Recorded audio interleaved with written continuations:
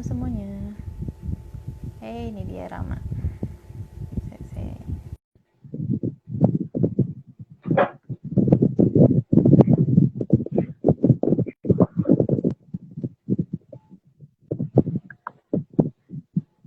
Halo Rama.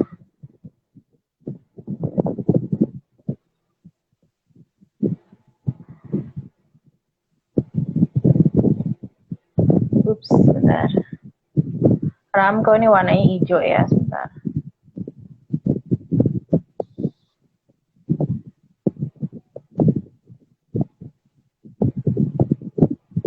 Coba kita remove dulu ya. Hai Mbak Feby.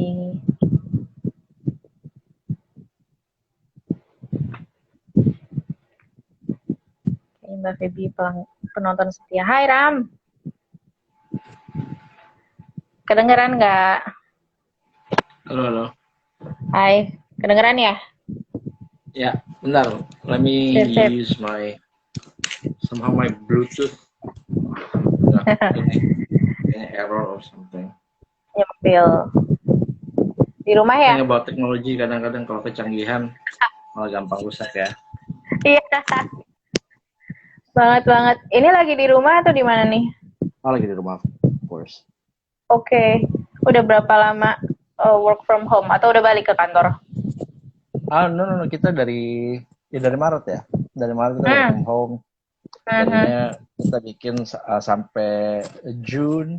Terus setelah June angkanya belum membaik. Kita extend sampai September. And kayaknya kita bakal extend sampai akhir tahun. Looking at the numbers kayaknya belum turun juga ya. Same case nih. Berwayah.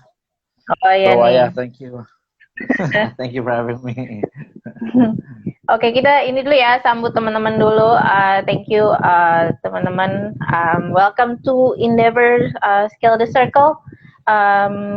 Weekly talk tiap hari Rabu jam 7.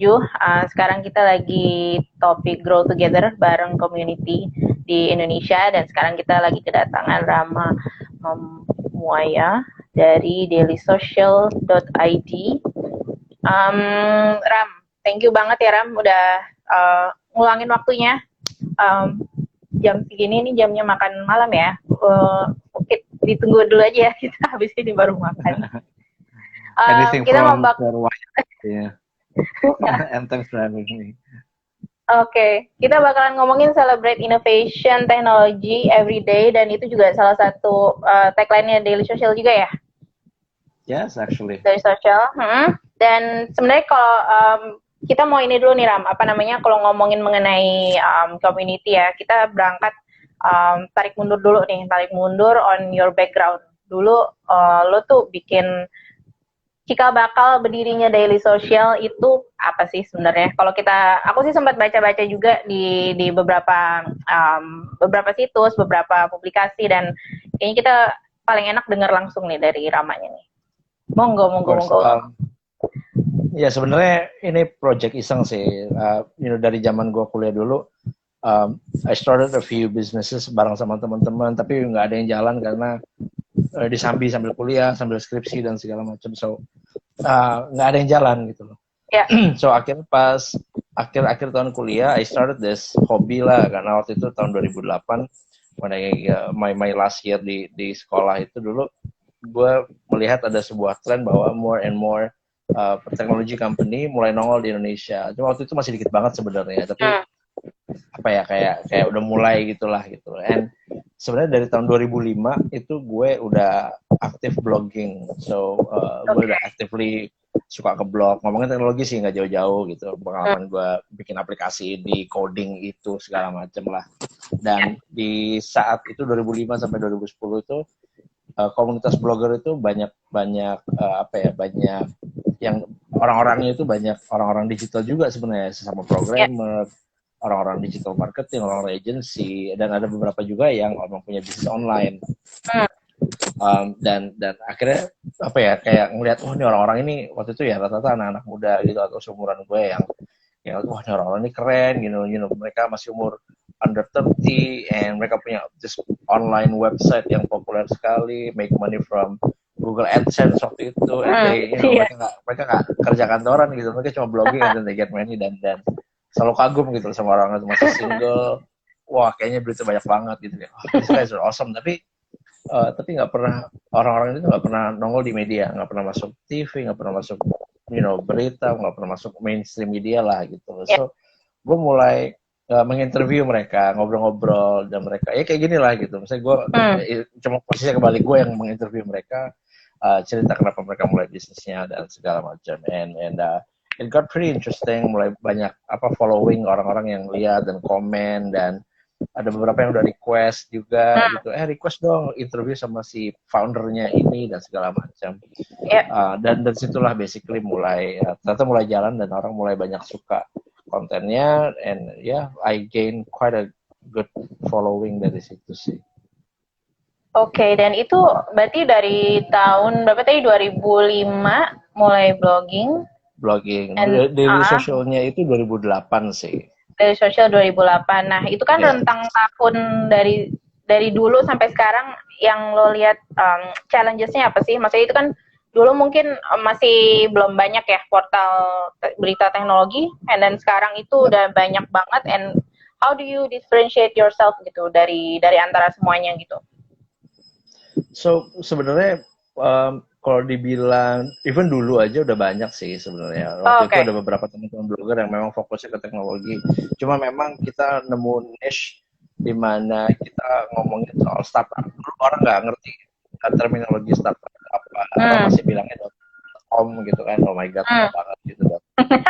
Tapi it's a new niche, dan timingnya perfect sih. I think kalau I can attribute the rise of Daily Social bisa sampai sekarang itu karena memang kita momentumnya pas banget. Kita start 2008, Bukalapak started 2008, Tokopedia 2008, and kala itu banyak sekali perusahaan.com atau startup yang mulainya tahun 2008. So that was the year baru mulai take off banget gitu, and we were there. Dan I've known some of the orang-orang yang luar biasa sekarang. I've known them dari tahun 2008 dulu gitu loh. So I get the privilege of looking bener di front seat, kursi paling depan, ngeliatin mereka dari nol banget sampai sekarang jadi orang-orang yang luar biasa. So I think that's how we differentiate ourselves, bahwa kita nggak cuma pengen dari dulu sih gue selalu bilang sama tim gue, kita jangan sampai jadi orang yang cuman duduk di pinggir lapangan dan cuman memberitakan apa yang terjadi di lapangan, tapi let's actively ke lapangan and make things happen gitu loh. So I think itu yang bikin kita beda, bahwa kita pengen menggerakkan industri juga, nggak cuma memberitakan industrinya. Oke. Berarti kalau misalkan lo bisa nge-define culture nih di dalam Daily Social sendiri itu, apa sih, kan kalau misalkan kita lihat, kalau gue sendiri ngelihat portalnya Daily Social itu sendiri, gue ngerasa very youth ya. Maksudnya dari segi color, dari segi placement, dan itu karena gue sendiri juga senang banget warna-warna gitu, and it attracts me a lot gitu. Dan menurut lo sendiri, lo ngeposisiin si Daily Social ini sendiri di kalangan masyarakat tuh, is it a cool and fun company, atau gimana? What is the culture that you embody? Ya kalau dari sisi culture, memang kita we're mostly young people juga. Jadi gue percaya bahwa culture perusahaan itu bukan ditentukan sama gue, tapi ditentukan dari tim our team basically, dan orang-orang yang kita pilih untuk bisa bekerja bareng sama kita. My job as a CEO cuma set the vision, kita mau ke sini, and make sure everyone fokus ke that particular vision, dan jangan sampai melenceng dan segala macam. Dari sisi culture, ya orang-orang yang kita pilih basically they shape the company, they become our culture gitu loh. So gue nggak mau giving credit to myself on shaping the culture, tapi we're mostly very young, very eksperimental, itu suka sekali eksperimen. Jadi kalau lihat dari social dari tahun 2010 pas kita pertama kali bikin PT sampai sekarang tuh beda banget, bisnisnya beda, pendekatannya beda, like so many different things, and throughout the year gitu juga we do so many different things yang for us sebenarnya we feel kayak ini masih baru gitu, kita coba sesuatu yang baru, and we feel like oh this is interesting, coba yuk masuk ke sini. And kalau kita bisa selalu kasih time frame, oke, kita coba 3 bulan atau berapa bulan or whatever, dan kalau mencapai target tertentu kita lanjutin, kalau enggak kita matiin. So banyak feature yang di us as a company, banyak business model, proses bisnis, features, efforts, programs apapun itu banyak yang sering nongol terus udah nggak ada gitu ya. Buat kita we're doing A/B testing. Ada juga yang sampai sekarang we're very consistent. Ada beberapa hal yang memang udah kita lakukan dan ternyata resultnya bagus banget, impactnya bagus banget, dan sesuai sama visi kita lanjutin terus. So I think the culture of experimentation is something yang gue selalu appreciate dari anak-anak di social sih gitu. Oke. Kalau misalkan lo ditanya, gue bisa nemu apa sih di Daily Social? Lo nyebutnya apa nih? Lo ke Daily Social lo akan nemuin, kalau yang gue lihat kan ini kan ada DS Startup, DS Gadget, New Economy, sama DS Research gitu. Apakah 4 aspek itu yang menjadi core-nya Daily Social sendiri? So sebenarnya kita as a company we have a few business models sih. Kita ada media arm, which is if you go to the website Daily Social ID, lo bisa consume all this content, and kita sebutnya tuh information and education sih. Jadi information dalam artian you can discover new companies, you can discover new business model, atau jadi inspirasi lo ketika lo mau bikin startup sendiri misalnya. Tapi juga dari sisi yang lain kita pengen educate the market bahwa there's all these amazing application atau amazing apps atau amazing startup yang bisa lo pakai untuk menaikkan taraf hidup lo juga gitu loh. Lo bisa jualan online, lo bisa pergi kemana-mana dengan lebih cepat, lebih aman. You can pay for things cashless now. Jadi for us kita juga pengen educate the market. Nah itu yang pertama dari sisi the media business. Tapi kita sebenarnya the big chunk of our revenue itu kita datang dari the B2B business yang kita sebut namanya innovation business. Dan dari sini memang kita punya community of founders, kita sebutnya innovators community sih. Jadi ini ada termasuk founders, ada programmers, ada investors, ya orang-orang yang stakeholder di ekosistem inilah gitu. Dan kita coba connectin mereka ke orang-orang yang pengen connect ke mereka. Contohnya kayak banks, insurance companies, all the big corporates, government agencies. Jadi all these companies kan pengen connect ke the developer community, pengen connect ke data scientist community atau ke startup community atau segala macam. Nah, so we help facilitate that sih basically. Karena kan mereka ini pembaca-pembacanya dari social juga, they're part of our community. So we make money dari situ. Jadi kita bikin hackathons, we do online incubation, online accelerators, we do research dan segala macam. So that's actually how we actually make money. Banyak orang yang nanyain juga, website-nya DS nggak ada banner iklan atau apa, dapat itu dari mana gitu. So that's your answer. That's the answer gitu ya. Iya ya benar. Kalau kita ngomongin konten yang ada di DS, tim kontennya berapa sih di sana di kantor? Maksudnya ada berapa total orang di DS itu sendiri, dan berapa yang memang dia fokusnya ke konten? Sure, kita ada 55 orang, kayaknya kita sekarang 20-an ya, 20 orang yang di content production. Oke, and itu juga setiap hari pasti di DS akan update ya? You don't have a day without update. Oke. Oh pasti. Ya. Nah, pertanyaan mengenai konten nih, gimana sih? What do you think? Konten apa sih sebenarnya yang bisa attract orang? Gitu. Apakah when you create a content in Daily Social, is there any tips atau ide, atau misalkan lo kalau masuk ke Daily Social pasti lo bakal nemuin statement yang clickbait banget lah. Jadi lo tertarik untuk masuk. Nah, ini karakteristik konten yang ada di DS tuh, what kind of characteristic? Ya, gue pernah mencat orang gara-gara dia clickbait sih. So that's the one thing that we don't do. Clickbait dalam artian lo menggunakan headline yang exaggerating atau misleading people untuk get traffic. Dan kayak tadi yang gue jelasin di depan bahwa a big chunk of our revenue datang dari the innovation business, bukan dari media business. So media something yang kita lihat as apa ya, kayak the holy grail, our main asset, our main apa ya, sesuatu yang kita sucikan gitu loh. Jangan sampai ada kotor di sana. Kotor dalam artian low integrity kind of content. Jadi kita make sure banget yang namanya konten kita tuh nggak ada clickbait, nggak ada loh yang bidding. Karena kenapa? I don't need your traffic. Kita nggak butuh traffic yang gimana-gimana banget gitu loh. Jadi dari sisi penulisnya pun nggak ada insentif buat mereka do clickbait. There's no insentif buat melakukan itu. Beda dengan perusahaan media, mainstream kebanyakan. But dari sisi konten memang ada beberapa hal yang memang kita tekankan sih. It has to be in depth, it has to be high quality, dan it has to be yang selalu kita bilang benefitnya buat industri itu apa. Karena kadang-kadang ada berita yang buat kita berita benar faktual, yes, layak diberitakan, maybe, tapi nggak ada faedahnya buat industri gitu. Ada beberapa. Does this make the industry better? I don't think so. Then why are we doing it gitu? Kadang-kadang ada beberapa berita arah sana sih. Dan we have a very strict kind of policy untuk memperlakukan itu. Kenapa sayang? No gadget. Sudah malam. Sorry, it's my kid. No, it's fine.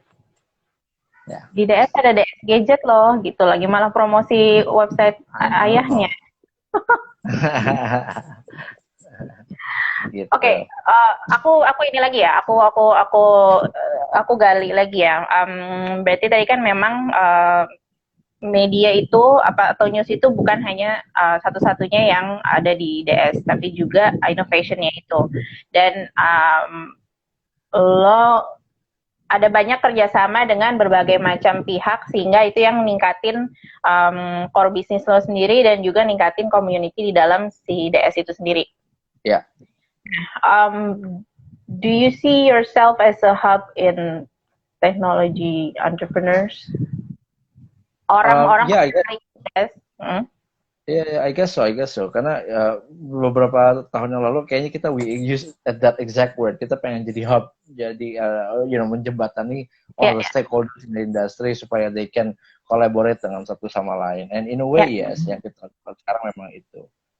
Cuman ada beberapa pertimbangan juga yang akhirnya kita evolve lah belakangan ini, terutama gara-gara pandemic juga. So we now focus on delivering real value dan tahun lalu we do lots of offline events misalnya. Dan sekarang kita gara-gara pandemi kita dipaksa untuk berpikir ulang bahwa is it the best way to deliver this offline? Ini one case. Dan enggak, we can deliver the same value online. So kita benar-benar it took us a while beberapa bulan terakhir ini untuk melihat our value proposition dan melihat the pandemic really changes your perspective kan. Jadi kayak ini ternyata nggak penting-penting amat gitu loh. For this particular activity, you know what, we don't need this. Dulu mungkin kita pikir, ini bagian penting banget dari what we deliver. Cuma sekarang jadi kayak, ini nggak penting-penting amat ternyata. Gitu loh. Kayak, ada banyak contoh sih sebenarnya. Kayak mempertimbangkan kantor deh.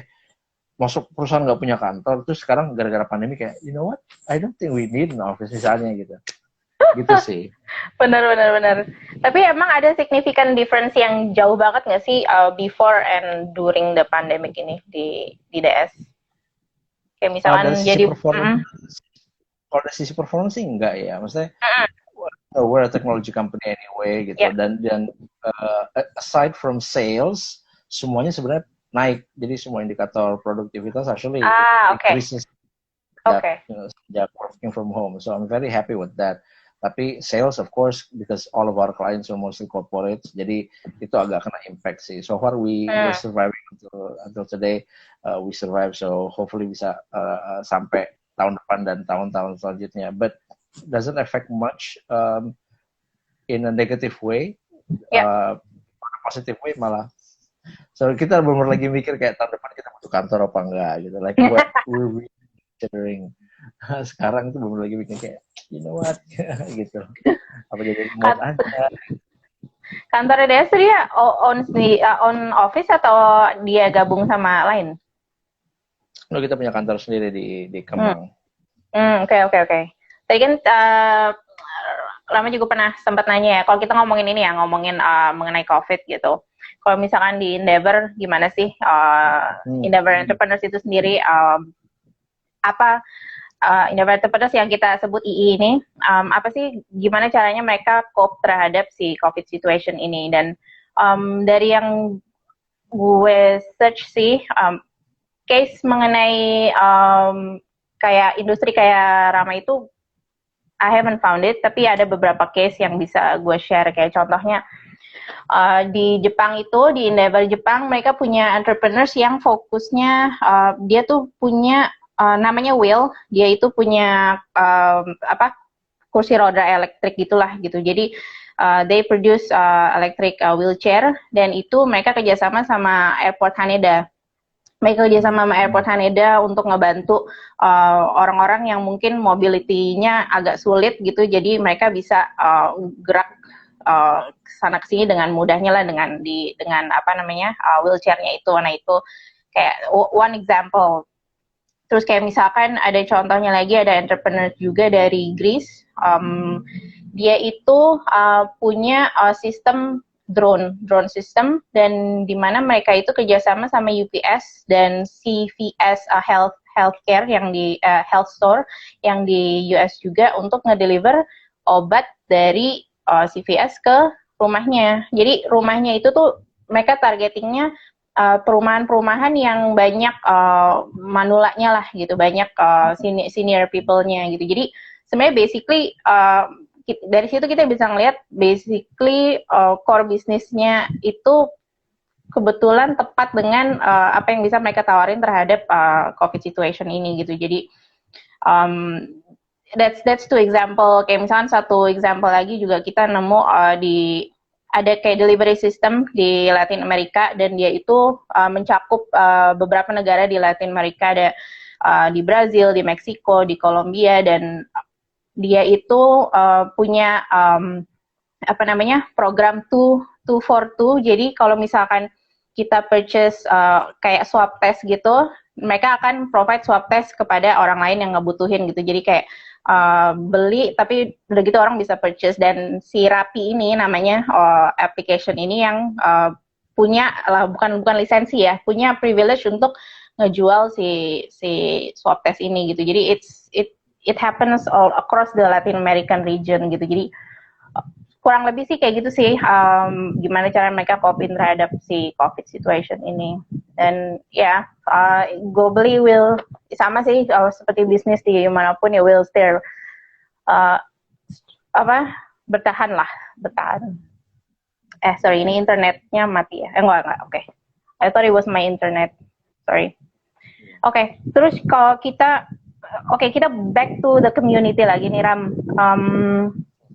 Berarti tadi sebagai DS itu dilihat sebagai hub untuk many communities, and kalau menurut lo gimana sih caranya DS itu bisa maintain community yang segini banyaknya?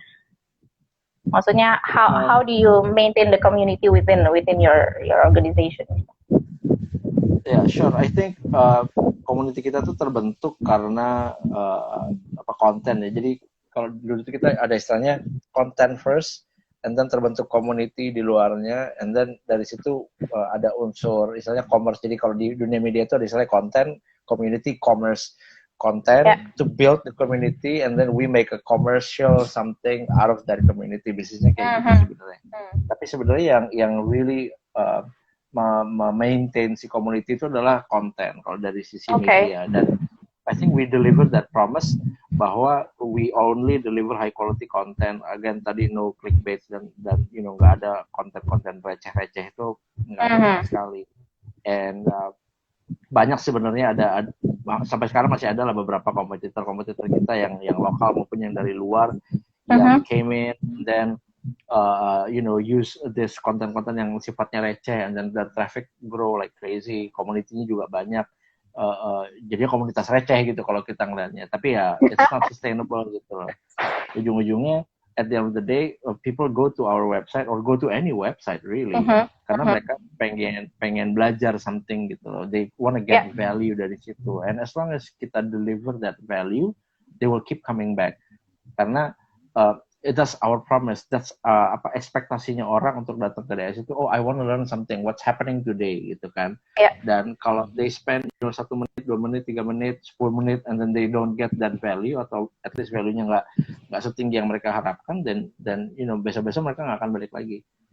So I think that's our bar yang standarnya kita, bahwa ya kalau nggak gitu kita nggak akan bisa maintain, nggak usah mikirin growing ya, maintain aja susah gitu. So we're very lucky bahwa our community is growing on a monthly basis juga lumayan oke banget gitu, ketimbang our competitor yang gede di depan and then turun jauh gitu. So I think pendekatan ya gimana pun juga gue orang Jawa ya, alon-alon asal kelakon itu memang it works gitu loh. Maksudnya kita nggak ngebut kayak kompetitor lain.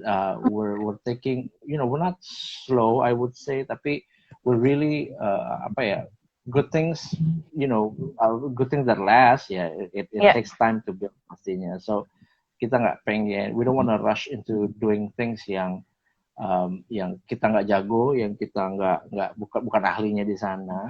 And dari situ, based on what we know, what we're good at, dan the culture that we have, we expand pelan-pelan, we experiment with a few things, dan kalau memang it delivers good value to our audience, and it sesuai dengan visinya kita juga, nggak melenceng dari our focus, dan we'll continue doing it sih, basically sih.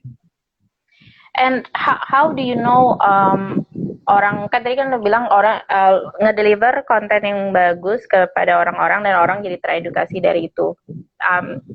Lo punya ROI apa? Atau misalkan gimana caranya lo nge-tag bahwa nih konten ini tuh ternyata beneficial ya buat orang-orang? Apakah itu purely dari kayak misalkan analytics website, atau berapa banyak research yang di-download? Apakah purely dari angka itu, atau mungkin ada aspek lain yang misalkan tiba-tiba ada orang yang approach ke DS untuk ngajak kerjasama karena melihat konten ini gitu? How do you track the success? Kalau dari matrix yang kita pakai sih pasti cohort ya. Jadi cohort itu kan dari cohort kelihatan gitu loh. Orang datang di hari pertama dan hari kedua dia balik lagi atau enggak. Berapa orang yang datang di hari ketiga, keempat, dan seterusnya selama 1 minggu. Cohort kita bikin 1 minggu sih. Jadi kalau dia datang misalnya Senin, dia balik lagi hari Selasa atau enggak. Pasti drop. Tapi seberapa dropnya.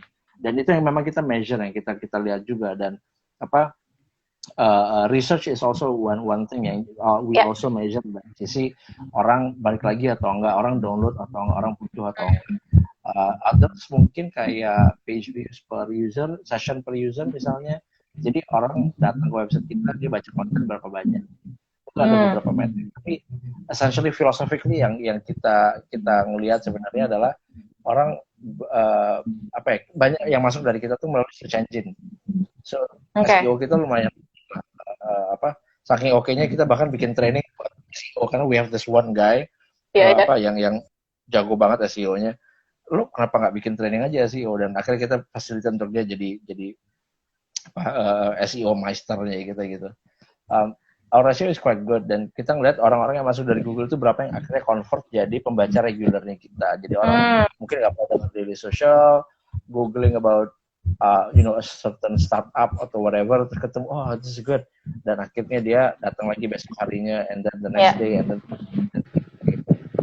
for us kalau mesti we have to quantify the number untuk melihat ini mencapai goal kita atau enggak. I think those are the numbers. Okay. Kalau pendapat lo mengenai ini kan kita ngomongnya mengenai celebrate innovation technology. Do you see Indonesia already celebrate the innovation technology up until now, atau kayak kita masih sebenarnya jauh banget? Oh no, I think udah banget ya, dalam artian it already touches multiple layers of the society. Sekarang dari tukang ojek sampai presiden udah pakai app Indonesia gitu, udah pakai either Gojek or Tokopedia or whatever. Cuma memang dari sisi pemerataan memang masih belum, dalam artian Ya. ya orang-orang ada teman-teman yang mungkin di timur Indonesia yang masih boro-boro bikin app gitu kan, punya handphone aja nggak usah gitu, ngapain nyari makan gitu. So memang masih belum, dari sisi situ mungkin belum merata, tapi in general sih mungkin udah kontennya sudah banyak, konten lokal pun sudah ada. Karena kalau gue ngeliat ada beberapa market di other countries yang meskipun mereka tidak berbahasa Inggris, tapi the technology ekosistemnya itu dominated by like American companies gitu loh, dan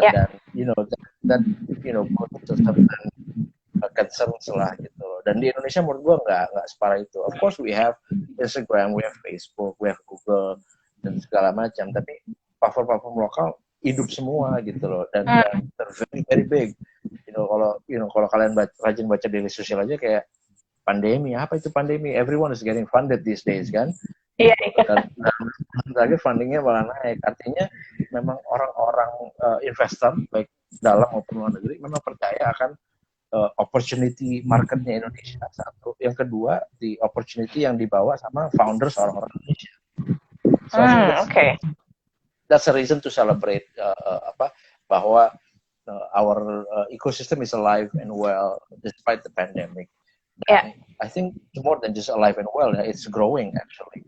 Gitu loh, dan pandemi ini if anything membuka banyak sekali new opportunities for new businesses untuk more economics of scale, for more efficiency gitu loh. Jadi ya industri teknologi Indonesia layak untuk jadi one of the best performing industry di tahun 2020 ini, despite all the things happening around the world.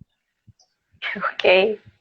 And sebagai seorang entrepreneur, sebagai seorang leader itu sendiri, what do you think is the hardest thing in become a leader? Dan satu lagi, what is the most rewarding in become a leader? Jawabannya satu sih. Both challenging and rewarding. Managing people. Become a leader is about managing people at the end of the day. And I think that's you cannot learn that in school. Nggak ada sekolah yang maybe ada HR school yang gue nggak pernah denger, yang nggak tahu juga sih. But by far the single biggest headache kepala gue, bikin sakit kepala on a daily basis itu is about people sih. Ada yang performing performance-nya nggak bagus, ada yang motivasinya salah, ada yang agendanya beda, ada yang beda visi dan misi, ada yang simply lazy gitu. So I think that's the single hardest. Tapi once you overcome that, kenapa tadi gue bilang it's also the most rewarding adalah if you manage some people correctly. Gue ada beberapa my team member yang benar-benar kayak mulai when they join us itu di level sekian, and then setahun 2 tahun selanjutnya mereka udah kayak on a whole other level of knowledge of leadership juga gitu. So I think the KPI of leadership is berapa leadership yang lo hadirkan, lo dapat jadi leader, more right. So I think that's the most challenging and the most rewarding. Okay. Terus kalau misalkan kita mau tahu input dari Rama nih bagi para entrepreneur yang mungkin baru mau atau baru mau mulai ke dalam industri teknologi, baru mau bikin atau kepikiran gitu, what is your suggestion to them? Really question your motivation. If you want to be rich, don't. Okay. If you want to be famous, don't. Okay. Gue selalu bilang founders itu, being a founder is a curse. Kayak lo punya kutukan gitu. I always mention this, the founders. Karena kenapa? When you see a problem, a founder sees a very clear solution in her head or his head. Gue bisa ngeliat, I can see the solution in my head. Why is no one delivering this solution? Yeah. Other companies, people trying to solve the problem, but No, that's not how you're supposed to solve that problem. You know what? Fine. I'll do it. I'll create my own solution. So I think that's the key. Bahwa lo gatel gitu loh. You have an itch yang okay, fine, I'll do it myself gitu loh. In a way, right? So being a founder, it's not easy and not as glamorous as people see. Yeah. It's highly rewarding. That's really true. Baik secara financial maupun for some people mungkin secara batiniahnya juga spiritually apa rewarding. But at the end of the day, it comes back to what your motivation, what your reason behind what you want to achieve. Right? Kalau memang lo pengen solve the problem, dan lo you just feel like someone this problem is big enough for me to tackle it. You see a clear solution in your head and go for it. But if you want to be rich, you want to become famous, I don't think this is the best way to go. I think there are other things you can. Kalau lo pengen cepet kaya, pengen cepet terkenal, a lot of things you can do to achieve that dengan less pain. Iya. Oke. Terus aku tuh senang banget nanyain hal ini kepada para founder, para entrepreneur. What do you think about failure? What does failure means to you? Gua nggak pernah mencat orang karena dia fail. Gua pernah mencat orang gara-gara dia fail 2 kali dan failnya yang sama. So peribahasanya itu jangan jatuh ke lubang yang sama 2 kali. Yeah. So I think one of the reason why failure is very close to me, or at least Daily Social as a culture ya, karena kita punya that culture of experimentation. Ketika a team member come up with gue paling suka ketika ada team member gue yang tiba-tiba ngomong gini, Mas, I have an idea, but I think it's pretty crazy. Nah itu gue suka tuh. Okay, let's do this. Shoot, lu mau ngomong apa gitu. Dan gue ngelihat, gue bakal based on my experience and my gut feeling, gue bakal coba ngasih semacam judgment lah. Okay, by default biasanya gue iyain, let's try that.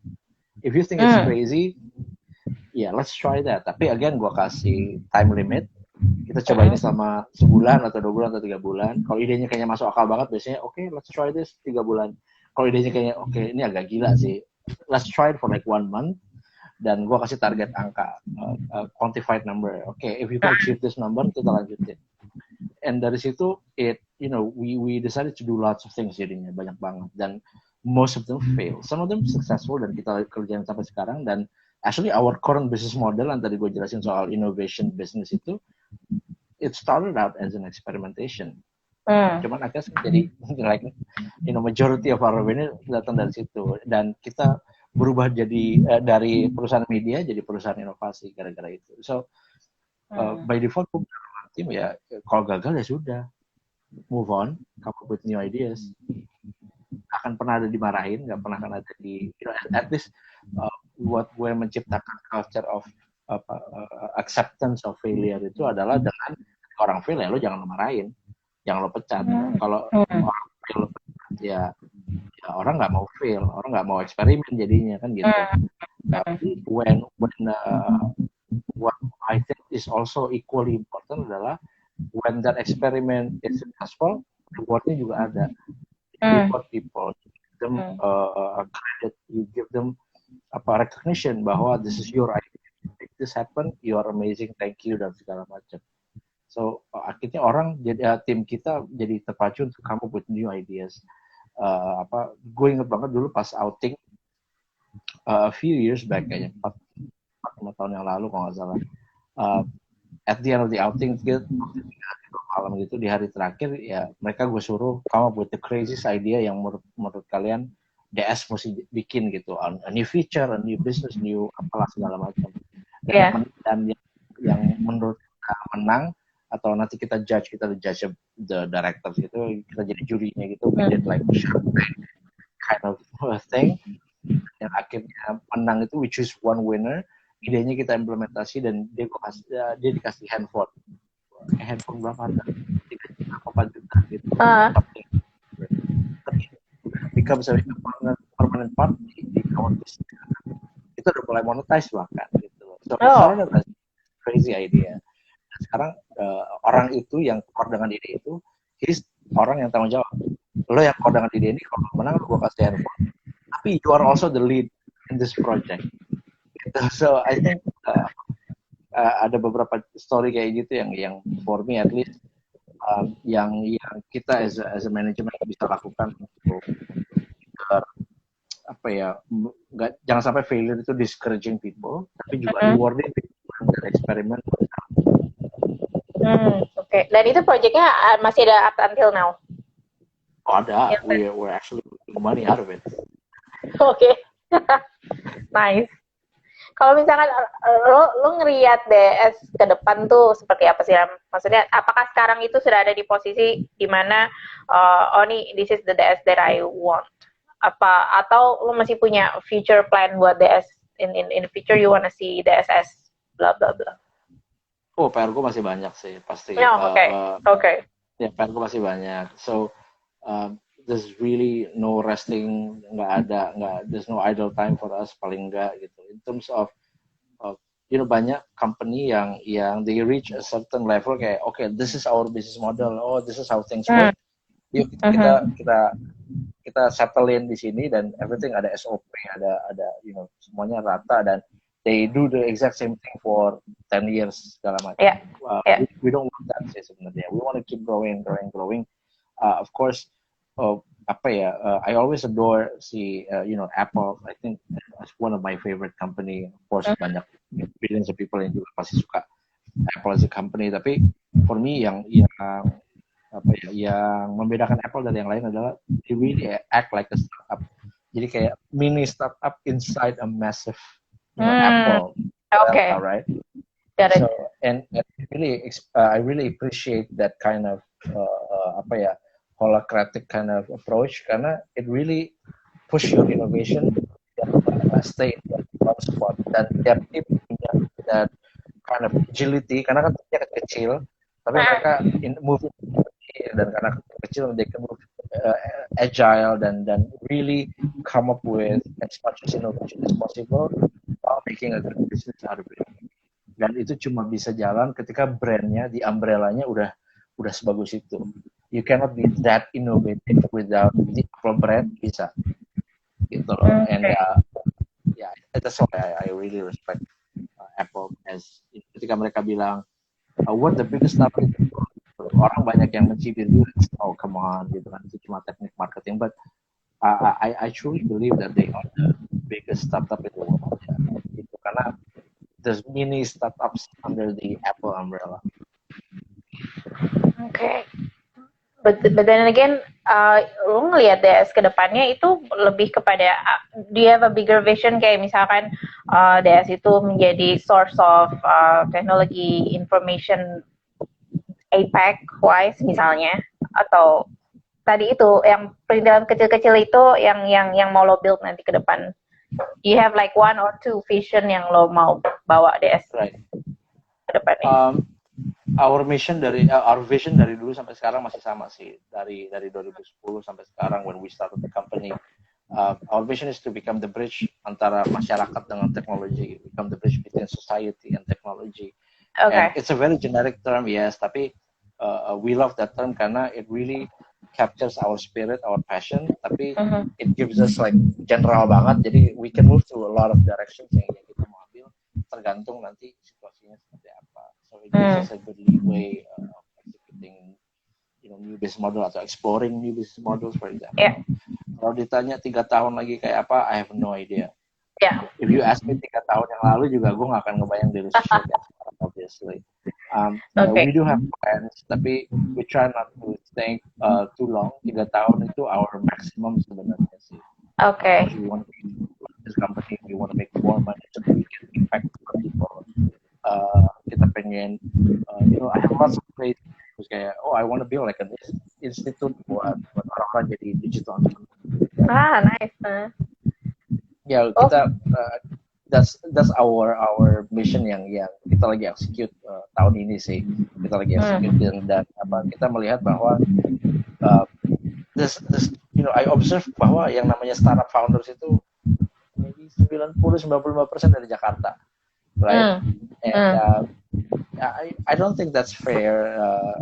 Dan ternyata when we did our research, ternyata that's a very meskipun everything is available online ya, tapi ternyata diskrepasinya jauh banget antara Jawa dan non Jawa, or even Jabodetabek dan the rest of Indonesia ya, jauh banget.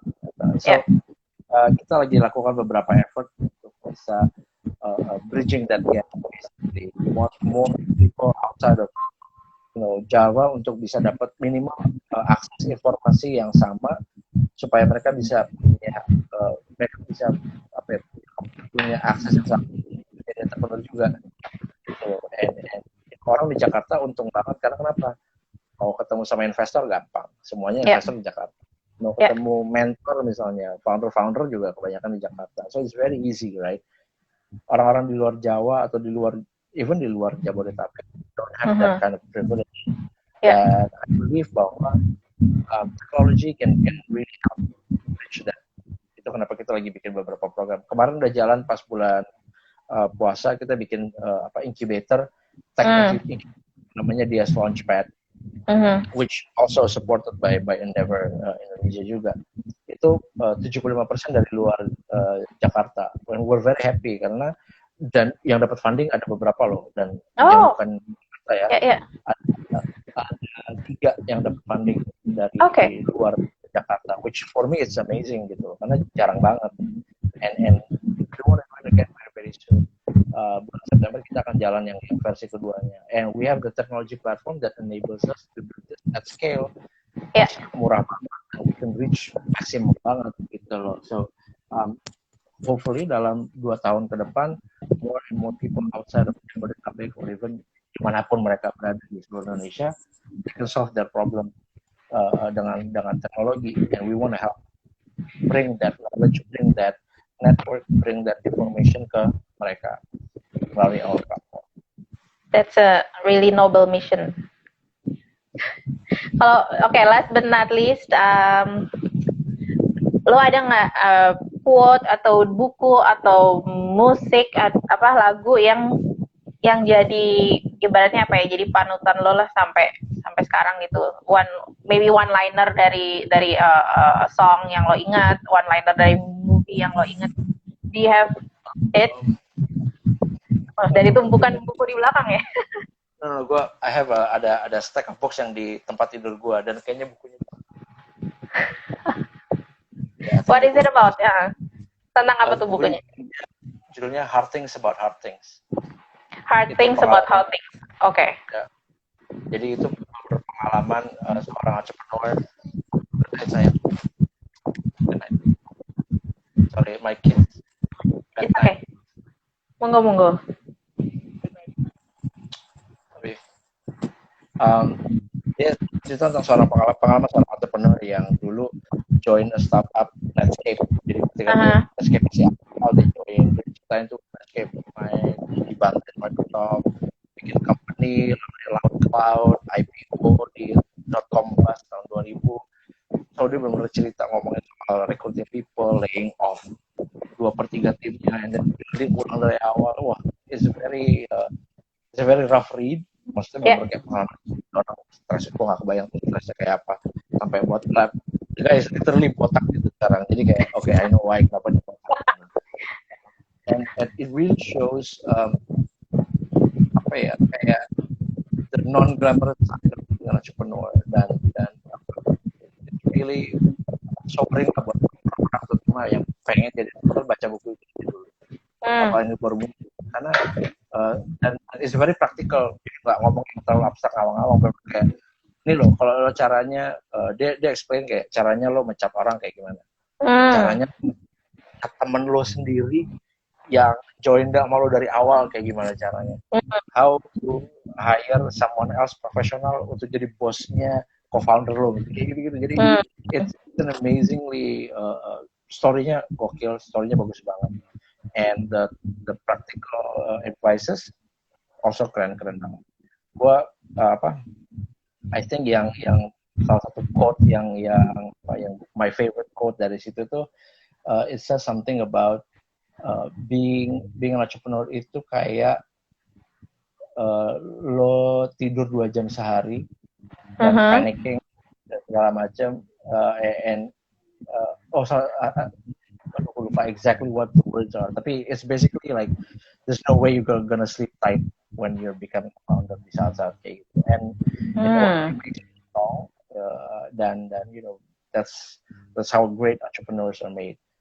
So the writer itu namanya Ben Horowitz, dia sekarang jadi very high profile venture capital di US.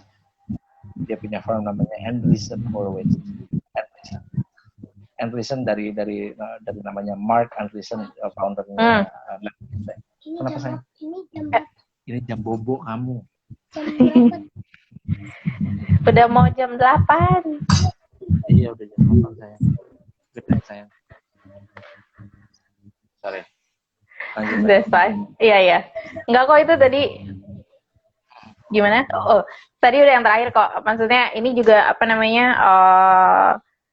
Biasanya kalau misalkan di Instagram Live kita kadang-kadang suka kasihkan sudah gitu jam tiba-tiba mati otomatis gitu. Jadi before that happen, I think thank you very much Rama for your sharing session today. Thank you. We received lots of input. Ya, we received lots of input dan apa namanya? Semoga ini juga bisa jadi bermanfaat juga buat para audience kedepannya juga ya. Nanti we will have a summary of the discussion and we'll show it to the audience. Awesome. Jumpa lagi minggu depan lagi di hari Jumat, hari di Rabu di jam yang sama, jam 7. Oke, thank you Rama. Terima kasih. Yo, dadah, selamat malam. Bye-bye. Bye-bye.